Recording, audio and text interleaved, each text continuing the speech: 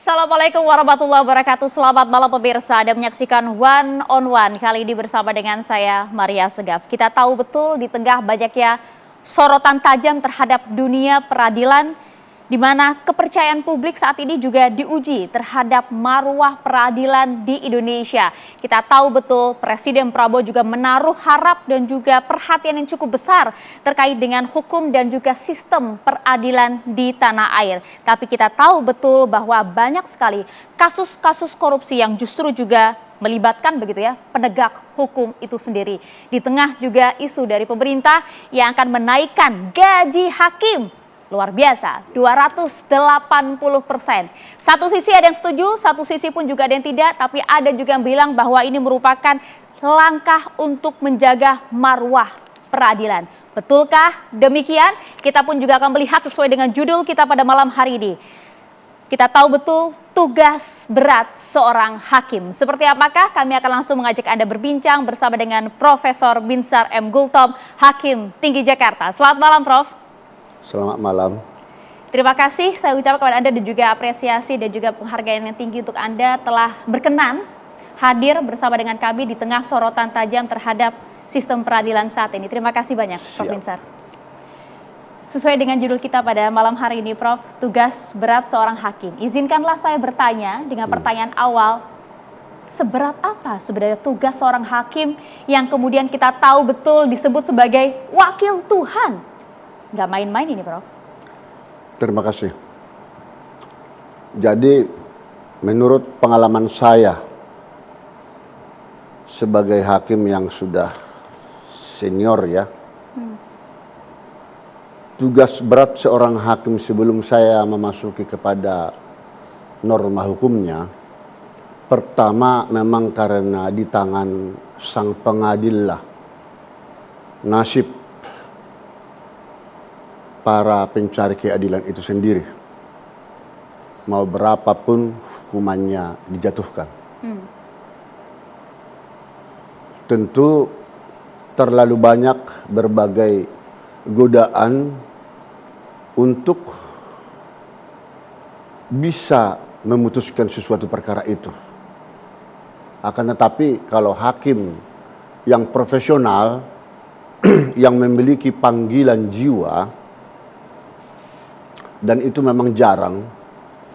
Nah, maka hal seperti itu, seperti gaji tadi yang sudah pernah kami sampaikan di TV One itu, seberapapun besarnya sesungguhnya itu tidak akan mampan kalau seseorang itu atau hakim itu tidak dikuasai oleh kuasa roh Allah yang memimpin langkah-langkah dia.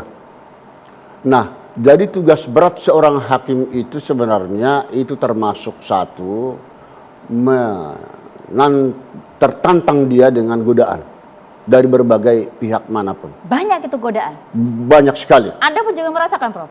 Saya waktu mengadili kasus pelanggaran HAM berat Timur Timur dan Tanjung Priok, itu godaannya sangat berat.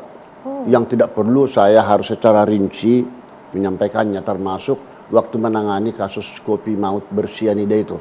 Ada godaan pula itu? Sangat. Fulus bermain di sana? Termasuk masalah keamanan yang sangat penting menjadi perhatian saat itu. Namun perlu diketahui tugas berat seorang hakim dalam normatifnya ada dua. Pertama, bagaimana sih seorang hakim menggali ya bukti-bukti atau alat bukti yang terungkap di persidangan. Ini kita harus masuk kepada pasal 184 ayat 1 Kitab Undang-Undang Hukum Acara Pidana. Acuannya ya, keterangan saksi, keterangan ahli, surat, petunjuk, dan keterangan terdakwa. Nah, di dalam keterangan saksi ini tentu disumpah. Dan keterangan saksi ini sesungguhnya haruslah mereka yang mengetahui, melihat langsung, bila perlu mengalami akan kejadian itu. Kalau keterangan saksi diketahui dari orang lain, itu memang tidak bisa menurut KUHP. Akan tetapi sudah ada putusan Mahkamah Konstitusi nomor 65 ya PUU 85 tahun 2010 terkait dengan testimonium auditur.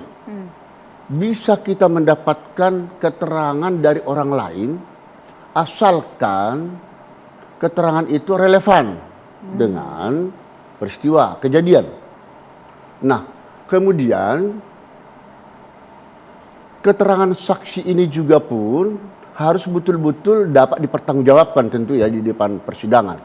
Nah, yang menjadi perhatian bagi kami hakim, pengalaman saya, untuk menggali itu, pertama harus kita perhatikan ada 3 kelompok. Kelompok pertama, apakah ada korban? Ya, ada, misalnya Pasti. meninggal dunia. Apa penyebabnya? Itu harus jelas. Penyebabnya apakah pisau, belati, golok, ya racun, dan seterusnya. Di situ nanti akan kelihatan dari visum et repertum, surat. Dan itu semua harus dapat secara autentik itu ya, karena disumpah ahli daripada pihak kedokteran. Nah, kemudian setelah itu siapa pelakunya? Kelompok ketiga. Nah, mencari pelaku inilah yang susah apabila tidak ada saksi primer yang melihat. Ya toh? Kalau ada saksi primer yang melihat, Gampang tidak dibuktikan. terlalu sulit mempersoalkannya ya. Nah, tapi disinilah tugas berat seorang hakim juga untuk mengetahui siapa pelakunya. Nah, kembali kepada tugas pertama tadi, bagaimana caranya hakim menggali alat-alat bukti seperti yang 5 tadi di 184 tersebut. Nah, di sini hakim harus benar-benar cermat mencari alat-alat bukti tersebut, sekalipun terdakwa misalnya tidak mengakui perbuatannya. No problem bagi saya. Itu hak. Hak dia. Karena keterangan terdakwa itu hanya berlaku bagi dirinya sendiri sebagaimana diatur di dalam pasal 189 ayat 3 KUHP. Makanya kalau dia bohong, silahkan hal yang memberatkan. Kalau dia jujur, hal yang meringankan. Tapi sekalipun dia jujur atau mengakui, kita tidak begitu saja Itu percaya. dia, bagaimana kemudian seorang hakim bisa mengetahui kebohongan dari seorang terdakwa? Kita mengetahui itu setelah kita korelasikan dengan keempat alat bukti tadi. Cocokkah atau tidak? Saling bersesuaiankah atau tidak? Petunjuk terutama bagi kami hakim, pengamatan. Itu dari raut wajah seorang terdakwa itu bisa kita lihat. Makanya kalau ada sekarang ini model sistem langsung tatap muka persidangannya, Sudah langsung. saya bisa maaf nih melihat wajah mbaknya bohong dengan saya atau tidak. Mata saya harus tertuju tajam kepada si terdakwa itu. Kalau dia sudah nunduk nggak mampu melihat wajah saya, mata saya, itu sudah ada kecurigaan. Nah, Tapi kan itu bisa dipelajari, Prof. bisa. Itu nanti mempelajarinya itu dari para ahli-ahli psikolog ya dan ahli gestur tubuh yang akan didatangkan oleh pihak-pihak terkait.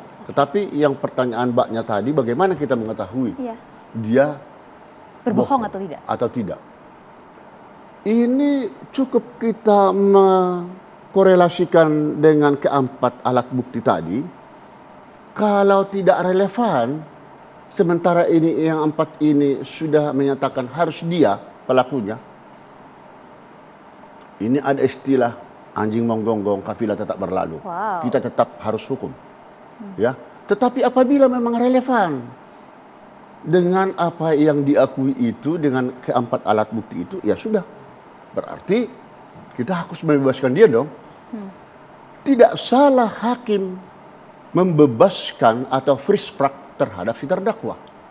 Karena itu memang diatur dalam pasal 191 ayat 1. Ayat 1 ya, KUHP. Juga 191 ayat 2 onslah, terbukti melakukan perbuatan tetapi bukan pidana, tetapi mungkin perdata. Itu tidak salah. Yang menjadi salah apabila ada bau amisnya Nah, atas putusan itu. Inilah godaan yang kita katakan dan tadi. itu selalu datang. Dan itu selalu datang kalau tidak kuat iman daripada hakim itu sendiri. Nah, kalau sudah jelas-jelas ini terbukti melakukan tindak pidana ya, baik hakim harus menetapkan terbukti secara sah dan meyakinkan si terdakwa itu bersalah. Akan tetapi berapakah hukumannya? Nah, ini yang tugas berat yang kedua. Hakim itu, kalau saya ya, berdoa dulu, minta petunjuk kepada Tuhan. Dan karena apa? Standarisasi pemidanaan di pidana umum ini tidak ada. 193 ayat 1 KUHP hanya mengatakan apabila terdakwa terbukti bersalah di persidangan, maka hakim akan menjatuhkan pidana. Seberapa berat stratmatnya, berat ringannya, tidak ada di sana. Itu dia, Prof. Artinya kan beban seorang hakim tidak hanya kemudian bagaimana bisa menggali, mengungkap kejujuran maupun kebohongan dari terdakwa itu sendiri, tapi juga memberikan putusan yang ini tentu beban besar jika kemudian ini dipertanggungjawabkan tidak hanya di dunia tapi juga di akhirat. Betul. Ini salah satu beban besar yang Anda maksud sebagai tugas berat seorang hakim. Iya. Kita lanjut bahas usai jeda ya. Sesaat lagi tetap bersama kami di One on One. Ya, Anda kembali di One on One, pemirsa, masih bersama dengan saya ada Prof. Binsar Gultom, Hakim Tinggi Jakarta. Prof, kita lanjutkan kembali tadi bagaimana kemudian seorang hakim begitu ya dengan pergolakan batinnya harus memutus suatu putusan yang tentu ini beban cukup besar, Prof. Dan juga harus dipertanggungjawabkan dengan maksimal. Ini bagaimana pergolakan batin seorang hakim pada saat jelang memutus perkara? Ya, terima kasih. Tadi saya katakan setelah si terdakwa itu sudah terbukti nyata bersalah, harus memang dihukum. Tapi seberapa beratkah hukumannya? Karena hakim itu juga tidak terikat dengan tuntutan jaksa. Standarisasi pemidanaan juga tidak ada. Disinilah independensi kebebasan hakim itu terjadi. Nah, yang menjadi pertanyaan bagi saya kadang, bagaimana kalau hakim yang tidak memiliki satu rasa keadilan yang benar-benar sesuai menurut peristiwa pidana yang terjadi? Ya toh? Standarisasinya tidak ada, bebas. Sementara di dalam Undang-Undang Mahkamah Agung nomor 3 tahun 2009 ya di pasal 32 ayat 5 itu dikatakan dalam pengawasan hakim tidak boleh mengurangi kebebasan hakim dalam memutus perkara. Demikian juga Komisi Judisial dalam undang-undangnya nomor 18 tahun 2011 di pasal 20A ayat 1 huruf D. Kebebasan hakim harus dijaga oleh KY. Nah, menjadi pertanyaan besar di sana, diserahkan sepenuhnya independensi itu kepada hakim.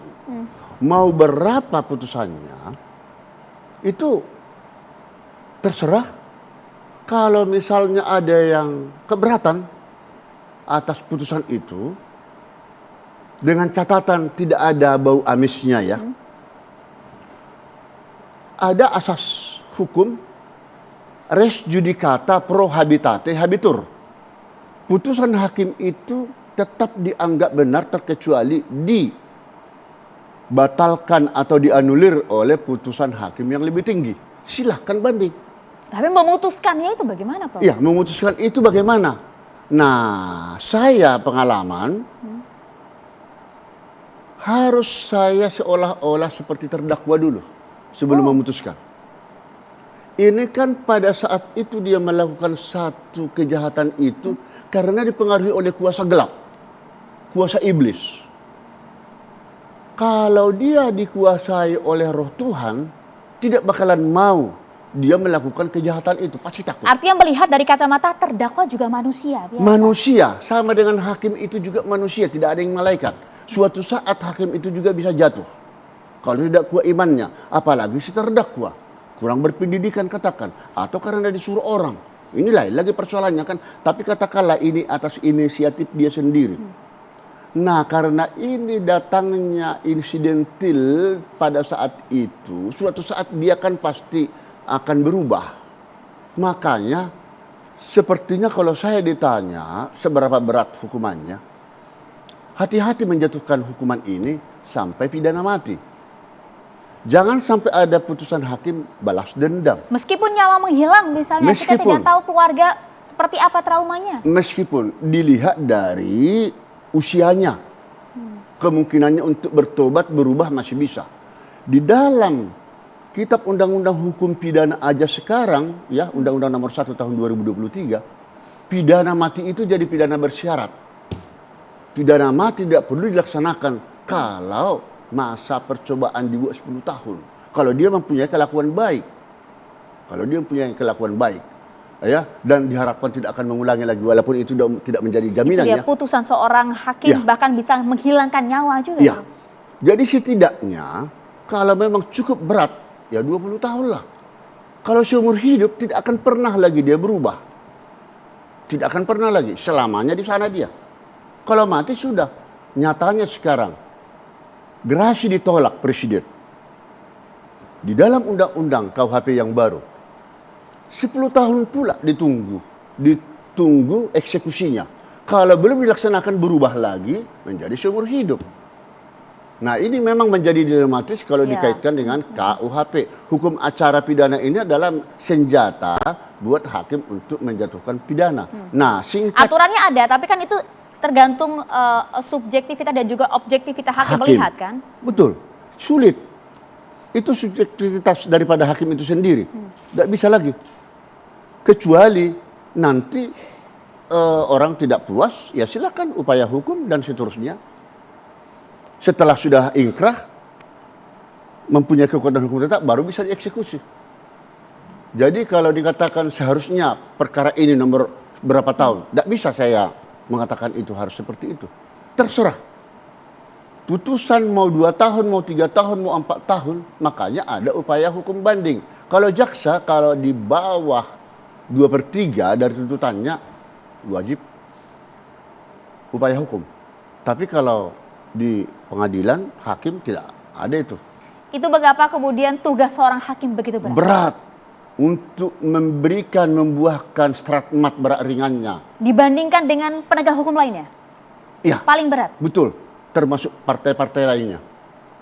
Untuk memutuskan sesuatu. Makanya hakim kalau sudah vonis, tidak bisa lagi dirubah. Mengikat, final and binding. Mengikat. Apalagi kalau itu sudah tingkat kasasi ya. Oke, maka dari itu kemudian mungkin kalau kita bisa meresapi gitu ya, bagaimana kemudian suasana kebatinan seorang presiden pada saat memberikan apresiasi kepada seorang hakim dengan kenaikan gaji yang luar biasa. Nah, ini maksudnya, karena begitu berat tugas seorang hakim. Iya, saya kira beliau Bapak Presiden juga setelah melihat di lapangan, apalagi waktu mengukuhkan sekitar 1.451 orang hakim-hakim muda saat itu ya di pelataran Mahkamah Agung, melihat langsung tugas berat tanggung jawab daripada hakim itu karena nyawa seseorang di tangan hakim. Tapi banyak yang cemburu loh, Prof. Itu cemburu menurut mereka belum tahu sebenarnya persoalannya hakim itu, kalau menurut saya ya, itu apa yang kami sampaikan beberapa hari Jumat yang lewat ya, waktu kami dengan pakar-pakar hukum lain, itu sudah disampaikan. Saya tidak langsung, saya yang selalu harus mengapresiasi, tetapi semua mengapresiasi pakar hukum, itu memang seharusnya naik. Kenapa? Dengan naiknya itu kesempatanlah buat pemerintah, termasuk Mahkamah Agung dan Komisi Yudisial, untuk menindak tegas para hakim-hakim nakal itu. Bahkan saya di perjalanan tadi muncul ide, kalau ada hakim ad hoc tipikor, ad hoc PHI, ad hoc niaga, ad hoc HAM, apa salahnya dibentuk hakim ad hoc untuk mengadili kasus-kasus para hakim-hakim yang nakal itu? Sehingga hukumannya seperti yang saya lihat di pertanyaan oleh Ibu Asegaf tadi perlu tidak ditingkatkan begitu. Itu dia. Sudah pantas. Tapi karena angkanya yang menjadi sorotan publik 280%. Itu loh Prof.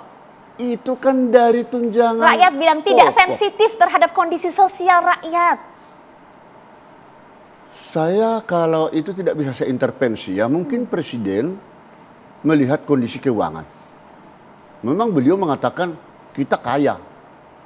Ya, banyak ya sumber-sumber alam yang harus bisa digali. Ya, tapi dalam hal ini itulah yang sudah terucap dari beliau 280%. Tapi perlu dicatat seperti yang sudah kami terangkan beberapa minggu yang lewat, itu hanya dari tunjangan pokok, bukan dari take home pay. Nah, ini menarik Prof. Kita ingin mengajak Prof Binsar untuk buka-bukaan. Seberapa besar gaji Anda? Berani Prof? Ya kalau sekarang ini berdasarkan Kita peraturan tahan pemerintah. dulu. Nah, kita tahan dulu Prof. Kita nanti hitung-hitungan bareng. Sudah ada kertas, sudah ada bolpen ya. Boleh nanti belak-belakan seberapa besar sebenarnya sih gaji seorang hakim. Termasuk gaji dari Prof Binsar Gultom. Sesaat lagi untuk Anda di One on One. Oh. Iya, Nino. Nggak ada. Ya, kita lanjutkan kembali One on One hari ini pemirsa. Seperti janji saya tadi, kita akan buka-bukaan mengajak Prof Binsar Gultom untuk menguak. Seberapa besar sih sebenarnya gaji hakim? Prof, boleh disampaikan Prof, mengapa kemudian hakim harus diapresiasi dengan peningkatan gaji yang luar biasa? 280%. Patutkah? Layakkah? Sudah saya katakan waktu beberapa minggu yang lewat Di TV One juga ya? di TV One dengan beberapa rekan-rekan pakar hukum itu sangat-sangat diapresiasi. Dan waktu itu saya pertama sekali memperinci di tempat itu, kalau bisa dicek ulang. Sembari di kita TV One. tayangkan juga Prof. Sebelumnya itu bisa ditayangkan sebenarnya. Jadi pertanyaan Ibu tadi, Seberapa besar gajinya Prof? Boleh dirinci kalau sekali lagi Prof? gaji saya pada waktu menggunakan peraturan pemerintah nomor 44 tahun 2024 itu take home pay ya itu sebesar 53 juta rupiah. Ini aman ya Prof? Nggak apa-apa ya Prof? Dibongkar ya? Kalau ini udah kemarin juga saya sampaikan itu. Oke. Terus setelah direncanakan naik 280 Menjadi? persen tersebut, para hakim-hakim senior, hakim tinggi itu gajinya nanti akan sebesar sekitar 66 juta lebih. Ini kan tapi ya memang sudah pengalamannya di atas 30 tahun seperti Prof Di atas Binsar kan? 32 tahun. Di atas 32 tahun. Iya. Begitu. 66 juta Lebih. rupiah. 66 juta Take lebih. home pay. Take home pay ya. Iya. Jadi anunya itu jumlah tunjangan pokoknya menjadi 19 juta 900 lebih. Boleh sembari ditayangkan ya Prof ya tadi Ya, tangkapan layarnya. yang sebelumnya hanya 17 juta 844 960. Nah, begitu. Nah, tapi untuk para hakim yang pensiun nanti, bagaimanapun Nah, itu kan dia. itu harus menjadi perhatian ya.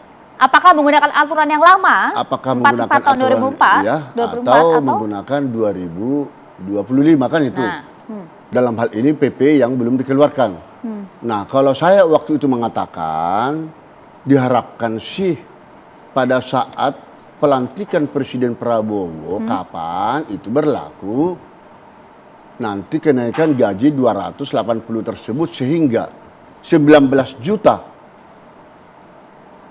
gaji pokok 19 juta 900 sekian dikali 25 ya 75% yang diterima itu menjadi sekitar 14 juta yang diterima oleh hakim yang sebelumnya berdasarkan PP 44 tahun 2024 itu cuma 5 juta.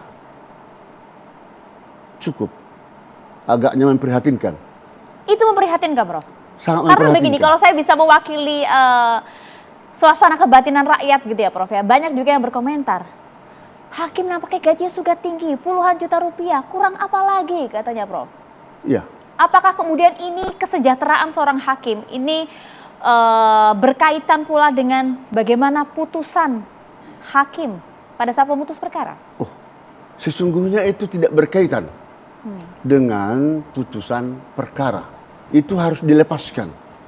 Hanya dengan adanya kenaikan gaji tersebut, itu membuat para hakim itu akan lebih tenang. Tidak lagi memikirkan uang, ngepul dapur, nyekolahin anak, sakit penyakit, kesehatan ya. Nah ini sekarang persoalannya rumah dinas, keamanan juga tidak, belum. Tapi ini diharapkan Itu sih dia, Prof. akan Banyak yang bertanya diperhatikan. juga, bagaimana kemudian Anda bisa memastikan begitu ya, bahwa jika kemudian gaji hakim dinaikkan, ini juga akan linear juga dengan tingkat kasus dugaan suap terhadap hakim yang juga akan menurun. Kalau tugas pengawasan yang lebih ketat dari Badan Pengawasan Mahkamah Agung dan dari Komisi Judisial diperketat, ya, saya kira ini akan bisa mengurangi ya persentase naiknya itu kejahatan atau korupsi hakim itu Artinya sendiri. kenaikan gaji sebenarnya bukan solusi. Tapi itu tidak solusi. Ya tergantung daripada itu tadi. Integritas. Ya, integritas. Nah integritas itu seperti apa? Kan itu bisa sewaktu-waktu menurun. Bisa sewaktu-waktu tetap bertahan. Makanya saya katakan fondasi seorang hakim itu harus panggilan jiwa. Ya, betul-betul itu panggilan hati. Jadi seberapapun jumlah gaji hakim itu tidak menjadi masalah sebenarnya bagi dia. Karena dia berada sekarang di posisi satu tempat yang sunyi. Di satu tempat pekerjaan yang memang pekerjaannya hanya memutus Itu dia. perkara. Pusat peradilan tertinggi. Itu dia. Ya, sebagai benteng terakhir. Benteng terakhir hukum di Indonesia. Iya. Ya kan? Tapi bagaimana Prof, kalau kemudian saya bisa hadirkan data juga ya. Selama 15 tahun terakhir, jika mengacu pada data KPK, kurang lebih ada 31 hakim terjerat kasus korupsi. Jumlah ini menjadi yang terbanyak dibandingkan dengan penegak hukum lainnya. Kalau Oh, kita iya? melihat hal ini, banyaknya kasus dugaan suap ini nampaknya tidak hanya menjerat para hakim saja, tapi juga para hakim agung. Ada datanya, ada faktanya. Ini nampaknya memperkuat dugaan maraknya main perkara begitu Prof. Di dunia peradilan saat ini, respon Anda seperti apa, Prof Binsar? Hakim itu manusia biasa juga, bukan malaikat. Hakim itu sebenarnya tidak mencari perkara. Tapi ada yang mendatangi dia. Sebenarnya walaupun ada yang mendatangi dia, kalau imannya kuat, kan itu tadi, bisa halus dia menolaknya. Lah, saya kira siapapun itu bisa jatuh. Makanya saya bilang hakim itu harus betul-betul kuat agama. Ya, harus betul-betul bertakwa dia. Kalau di agama Islam, kalau Kristen itu harus memiliki satu kuasa ya. Saya itulah yang menjadi pegangan saya. Makanya kalau kita mau memutus perkara pun tetap harus minta petunjuk kepada Tuhan. Masih bisakah kami sebagai rakyat ini menaruh harap yang besar bahwa Sangat. masih banyak hakim-hakim yang Masih. baik di luar sana? Masih banyak. Masih banyak. Saya kira dengan adanya juga kondisi seperti ini ya sudah menjadi warning peringatan bagi rekan-rekan hakim yang masih bisa melaksanakan tugas seperti kami-kami ini ya, supaya jangan mengikuti itu. Kan sudah tahu akibat hukum. Tapi kalau kemudian dihadapkan di depan mata tumpukan uang yang begitu luar biasa, hati seorang mana yang kemudian tidak tergoda? Gitu makanya loh, janganlah didatangi hakim itu. Dimanapun berada. Kalau itu didatangi, hati siapa yang tidak tergoda? Termasuk mungkin Mbak sendiri. Kalau sudah dirayu dengan berbagai hal. Tapi kalau kuat imannya, tidak akan mampan. Makanya waktu saya dulu. Godaan fulus itu juga pernah datang kepada Prof Binsar? Saya godaan itu dulu waktu di kasus pelanggaran HAM berat. Sampai nggak bisa tidur saya. Gatal semua badan itu. Sampai saya sakit tidak sembuh-sembuh. Nah, jadi itu kan berbeda. Subjektivitas. Ya. Yang lain, wah kesempatan. Dalam kesempitan. Bahkan maaf nih, sampai yang di rumah istri, ini mohon maaf ini istri mungkin melihat saya di rumah atau dimanapun berada. kesempatan. KPK waktu itu belum ada. Tidak bisa, saya bilang. Tidak Integritas. bisa. Integritas. Bersumpah juga kan Anda kan? Bersumpah benar-benar karena saya akhirnya nggak bisa tidur jadi stres. Saya mau ngambil contoh juga lagi. Pernah saya membeli mobil dulu, mobil ya tahun-tahun itu termasuk tua sudah sih. Harga 8 juta. Lalu saya mengambil dari tabungan 8 juta. Lalu saya bilang kepada tukang teller bank itu, Bu, ini nggak salah, saya ambil uang 8 juta mestinya berkurang. Tapi kok ini 8 tambah 8 jadi 16 juta. Sudah, silakan. Itu karena masih banyak pekerjaanku. Saya tetap juga mengatakan kepada yang lain, Mas, ini saya jadi bertambah uangku, padahal sudah saya ambil uangku. Dari mana ini asalnya? Iya, ini bagaimana nih saya bilang. Setelah dilihat, waduh terima kasih Pak. Terima kasih. Akhirnya dikurangi saldo saya tersebut. Artinya Anda bisa kemudian juga menyampaikan di hadapan seluruh rakyat yang menonton saat ini bahwa Anda betul-betul selama ini memutus perkara, melaksanakan profesi Anda dengan betul-betul jujur dan bersih. Amin. Prof. Binsar. Pokoknya sesuai hukumnya. Kita tidak mau menjual perkara demi sesuap. Demi ini. Ini bahaya itu. Jadi saya minta kepada para hakim. Yang terutama yang junior-junior ya. Yang masih baru-baru sekarang ini. Ya, coba sekarang mungkin Anda masih di daerah. Belum pernah banyak godaan di kota-kota besar kan itu. Nanti setelah masuk di kota besar, biasanya banyak godaan. Makanya persiapkan sekarang moralitas, integritas, tanpa harus diawasi pun itu sebenarnya. dia, harapan kita semua bahwa kita memiliki moral peradilan yang cukup tinggi dengan kualitas hakim yang juga bisa menjunjung tinggi integritas. One on One akan kembali untuk Anda sesaat lagi. Ya, Anda kembali di One on One, pemirsa, masih bersama dengan saya saat ini ada Prof. Binsar Gultom. Ini merupakan hakim tinggi Jakarta. Kita sering melihat beliau pada saat kasus-kasus besar begitu ya Prof ya. Tapi bagaimana ya Prof, kemudian kami sebagai rakyat begitu ya, bisa menaruh rasa percaya yang begitu besar di tengah banyaknya kasus dugaan suap terhadap hakim, belum lagi kemudian juga banyak putusan-putusan hakim yang dianggap kontroversi, yang dianggap terlalu ringan, yang dianggap kemudian ada bau amis di sana. Bagaimana Anda bisa memberikan rasa percaya itu kepada rakyat? Ya, sebelum saya menjawab itu, saya menyambung tadi jawaban saya, sisi masalah harapan saya kepada para hakim junior, juga kepada para mahasiswa Fakultas Hukum yang bakal calon hakim ya? Calon hakim kelak. Dan ini kebetulan para mahasiswa saya ini Fakultas Hukum Universitas Kristen Indonesia Jakarta, Cawang. Hadir juga sengaja di sini, hadir. terima kasih. Ya, melihat dosennya. Meminta kepada seluruh mahasiswa Fakultas Hukum di Indonesia yang mau berkecimpung baik untuk penegak hukum kepolisiankah, jaksakah, advokatkah, atau hakim, terutama hakim. Jangan coba-coba masuk menjadi hakim kalau tidak terpanggil hatinya, ya, jiwanya untuk jadi hakim. Daripada merusak nanti peradilan ke depan. Itu dia, karena Anda yang kemudian memutuskan bagaimana nasib seorang terdakwa betul. Kan? Sekarang kan sudah tahu risiko banyaknya hakim-hakim yang juga mendapat jeruji besi ya. Itu dia. Iya, seperti yang pertanyaan daripada Mbak tadi. Nah, kemudian masuk kepada pertanyaan barusan tadi.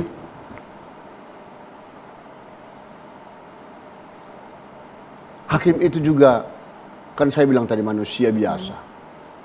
Bukan malaikat. Saya sudah mengatakan tadi, jangan hubungi kami. Tapi kenapa kemudian pihak luar disalahkan, Prof? Harusnya kan seorang hakim yang kemudian punya benteng gitu untuk bisa menghalau berbagai godaan itu. Itu setidaknya untuk mencegah, jangan datangi kami. Ya, stop. Serahkan kalau memang itu bakal dihukum bersalah atau tidak, percayakan kepada pengadilan. Apapun ceritanya, pengadilan itu di Indonesia tetap harus ada. Tidak mungkin masyarakat pencari keadilan mencari hukum ke luar pengadilan. Ya kecuali kalau mungkin perdata bisa damai. Ya kan? Tapi ini kita masuk kepada pidana. Dalam hal ini kan jaksa yang membawa perkara ke pengadilan. Sesuai surat dakwaan jaksa itu yang kami proses. Terbukti atau tidak. Sebenarnya mudah kalau saya mengatakan terbukti atau tidak. Kalau sudah terbukti dia bersalah, jangan bebaskan. Kan itu. Kalau hanya karena ada titipan. Itu dia. Karena Salah kan total. oknum-oknum ini yang kemudian membawa dan juga meruntuhkan marwah peradilan. Para hakim Ya tapi ada yang datang. Coba kalau nggak didatangi dia. Coba kalau hakimnya bisa nolak, Prof. Itulah kembali lagi seperti telur dengan ayam. Jadi ini hakimnya itu harus membentengi diri pertama iman. Harus kuat. Kalau tidak jangan jadi hakim. Ya. Mikir dulu lah. Karena integritas itu kan dibentuk dengan meningkatkan moral dan juga etik dari seorang hakim. Ya, Dan itu tidak mudah ya, Prof. tidak mudah. Manusia biasa. Ya, karena itulah saya katakan tadi berapapun besarnya gaji. Itu tidak akan menjamin tidak ada korupsi. Nah, Tidak ada pemberian-pemberian suap. tapi ini hanya sebagai bentuk apresiasi gitu maksud Anda ya? Setidaknya dengan adanya penghargaan dari pemerintah, ini harus kita apresiasi luar biasa. Dan kemudian harus menjadi warning, peringatan buat rekan-rekan hakim. Itu dia. Kan begitu. Kenaikan gaji harus diiringi dengan pengawasan yang juga berlipat ganda. Sepakat? Pengawasan yang lebih ketat, berdayakanlah fungsi komisi judisial yang tidak hanya menerima masukan dari masyarakat, tetapi langsung dia terjun ke seluruh pengadilan, anggota-anggota yang ditunjuk untuk itu, ya melihat persidangan-persidangan yang menarik perhatian publik. Nah, kemudian CCTV yang terpasang di seluruh satker pengadilan itu terkoneksi ke pusat KY dan ke Mahkamah Agung. Menurut Anda dengan banyaknya kasus-kasus dugaan suap terhadap para hakim saat ini karena pengawasannya yang lemah? Wah, tidak selalu. Tidak selalu. Tidak selalu. Hanya saja kalau memang sudah dasar mereka itu mempunyai integritas yang kurang baik, ya kapan di mana saja pun dia bisa melakukannya kan itu. Kembali lagi pada integritas Kembali orang. lagi kepada modal kita itu iman harus kuat. Hakim tanpa kuat agama nonsen, Nonsen. harus kuat. Menarik. Iya. Termasuk juga Prof dengan kasus hukuman mati saat ini. Satu kata Nah. saja. Sepakat atau tidak? Anda termasuk hakim yang juga setuju dengan penghapusan hukuman mati atau tidak? Tanpa alasan, iya atau tidak? Saya tetap setuju dalam hal-hal kasus yang sangat menarik perhatian. Oke. Karena baru sekali saya melakukan itu di Pengadilan Tinggi Banten. Ya, tapi itu keadaan dalam spektakuler. Tetapi dengan adanya Undang-Undang Nomor 1 Tahun 2023 tentang KUHP baru ini tidak konsisten putusan pidana mati itu. Di pasal 100 ayat 1 itu disebutkan pidana mati itu harus ada masa percobaan 10 tahun dengan catatan menyesal akan perbuatannya dan tidak mengulanginya lagi. Itu dia. Nah. Lagi-lagi tergantung bagaimana kemudian hakim bisa mempertimbangkan nasib dari terdakwa itu sendiri ya. Ini sangat Baik. tidak berwibawa pasal itu. Bagaimana bisa hakim ya mengetahui hanya proses persidangan selama katakan 3 bulan sudah bisa dia menyesal, pasti katakan menyesal dan tidak melakukan lagi perbuatan, itu kan baru bisa dilakukan pada saat dia ditahan di lembaga Oke, pemasyarakatan. artinya ada celah di sana, begitu kan Prof Sangat Binsar? ada Oke. celah. Menarik sebenarnya ini kita bahas lebih dalam, tapi sayang sekali waktu kita habis. Oh, Prof begitu. Binsar Gultom atas waktu yang bersama kami di One on One. Terima kasih sekali. Semoga kita bisa bertemu dan juga harapan kita semua marwah peradilan bisa kembali bangkit dengan adanya apresiasi yang diberikan oleh pemerintah. Terima kasih Terima Prof kasih. Binsar Gultom atas waktu yang bersama kami. Saya Maria Segaf pamit. Terima kasih. Sampai jumpa.